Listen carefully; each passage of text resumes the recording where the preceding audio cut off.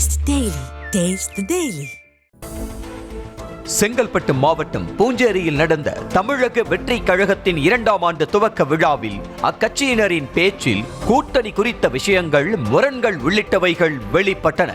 குறிப்பாக தமிழக வெற்றி கழகத்தின் தேர்தல் பிரச்சார மேலாண்மை பொதுச் செயலாளராக உள்ள ஆதவ் அர்ஜுனா பேசும்போது, நாங்கள் ஒன்றும் 45 சீட்டு வாங்கி எம்எல்ஏ ஆவதற்கு அரசியலுக்கு வரவில்லை என்றும் ஆட்சி அமைக்க வந்திருப்பதாகவும் குறிப்பிட்டார்.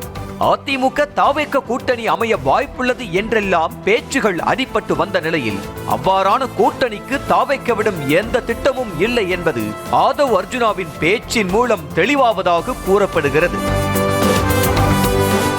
அரசியலில் நிரந்தர நண்பனும் இல்லை, நிரந்தர எதிரியும் இல்லை என்று தாவேக தலைவர் விஜய் தமது பேச்சின் தொடக்கத்திலேயே குறிப்பிட்டார். திமுக, அதிமுக, பாஜக கூட்டணியில் உள்ள கட்சிகள் தாவேக பக்கம் வர வேண்டும் என்று விரும்புவதை இந்த கூற்றின் மூலம் விஜய் வெளிப்படுத்தியதாக பார்க்கப்படுகிறது.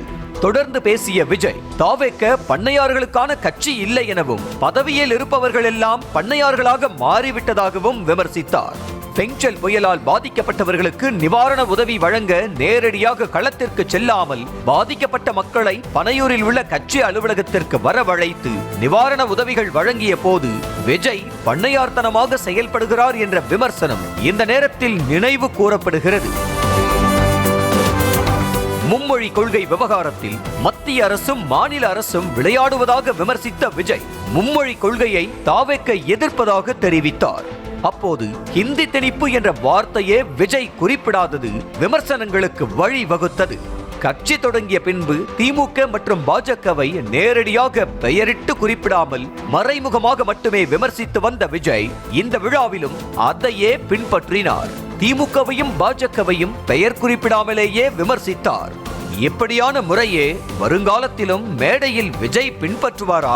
அவ்வாறு பூடகமாக ஆளும் கட்சியை விமர்சித்து மட்டுமே ஆட்சியை பிடித்துவிடலாம் என்று எண்ணுகிறாரா என்ற கேள்விகளுக்கு வழிவகுத்திருக்கிறது.